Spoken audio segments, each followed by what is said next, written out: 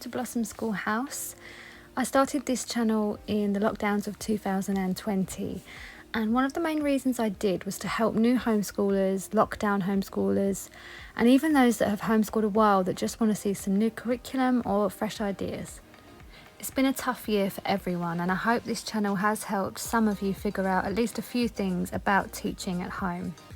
So moving on to today's video, which I'm hoping again will provide some tips on keeping those endless homeschool supplies in order and not taking over the home too much. We have a fairly average sized 3-bedroom home. We don't have a dedicated schoolroom or classroom, so it's fair to say that space is limited.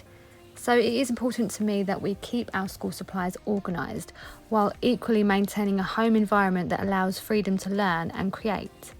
So here I'm going to share some of my favourite hacks for organising school supplies. So let's get into organisation tips. My first tip would be definitely baskets. You can never have too many baskets. We have our basket with our morning time books and resources, baskets with pencils. We have baskets up here that have some sea glass that we use for math, and also math blocks. You can never have too many baskets, and the thing about baskets is they look nice, they make the house look nice, but they are keeping your homeschool supplies. The next thing are glass jars. So we have quite a few of our glass jars, and we keep our wooden letters, our wooden blocks. We've got some wooden shapes up here, and then at the back is an old coconut oil jar, and we now keep our toy money in there that we use for maths as well. So these sorts of things keep it looking clean, looking nice, but still practical for homeschooling. Then there's these wooden boards. I mean, they already look lovely, and I got this stand from the little coach house that just keeps them all in one place and looking nice on our radiator cover here. And then you all know how much I love my cart for keeping the majority of our school supplies on. This held everything that we usually use in a typical school day. So all of our curriculum along the top here, and we keep it all in magazine filing boxes. So there's a magazine filer for each child, and then one for our extra subjects like science and history. Some of my favourite hacks for keeping homeschool supplies tidy are in this cart. The first one is keeping flashcards tidy and organised. This is probably one of my most loved hacks, and when I found out about it, I jumped at the chance to get these. They are photograph holders. I got mine in a set of 5 that came in their own big plastic box too. So we have this handy plastic box that's just the right size for pretty much any size flashcards. I don't think flashcards come much bigger than this. And we keep our sight word flashcards in here. We also have our uppercase letter flashcards, our cursive letter writing cards, and then our lowercase letter writing cards. So they're all organised here, and then I keep writing and language arts / English supplies down here, and then maths are on this middle level here. We have our number flashcards here, and then our times table cards in here, and they're all separate in their own box, ready to grab and use as and when we need them. I absolutely love them.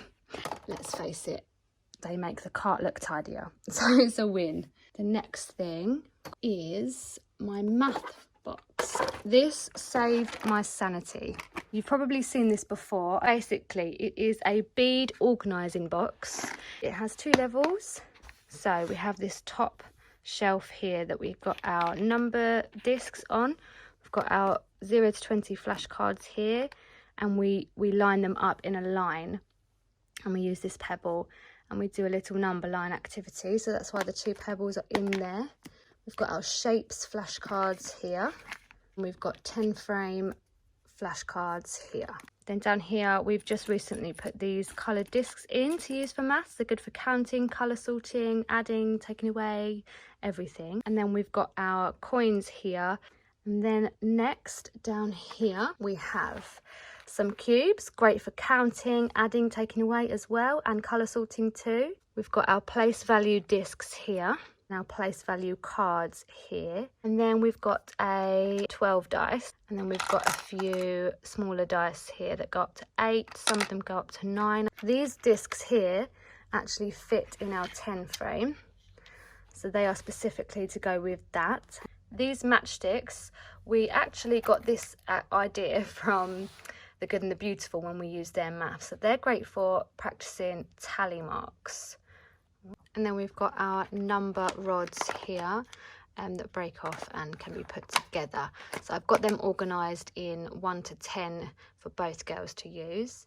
So the bead storage box comes with these dividers that you can take out and put in where you want. Everything in one place, easy to keep tidy, and then it just all goes back together and back onto the cart. You can't go wrong as well with a stationery organiser. This, I believe, was from Amazon as well, and it has 3 compartments, and we just keep our felt tip pens in here. We've got a small jar down here with our butter stick chalk sticks, and we've got some crayons in a small jar here. I think that was a seasoning jar that I just cleaned out, and they're great for storing some smaller items. I've just got some glue and some scissors, and it just keeps it, again, all in one place. This is the main school shelf area in our home. We've got our gather alphabet and number line mats here, and then we have our rainbow abacus. Then we've got our wooden letters here and our salt tray, great for tracing letters.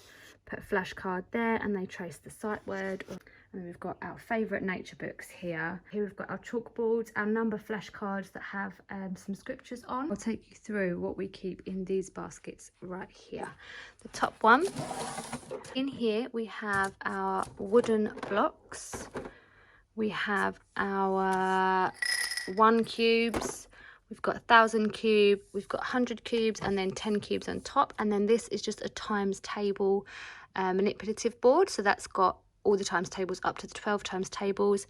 And at the back there, we have this fraction wooden board. And then over here, we have our number trays. So these are great. You put them with some small objects like some marbles or some pebbles, and then they just put the number of them in there, and they can also trace the number as well to practice for handwriting. We've got some magnetic letters there.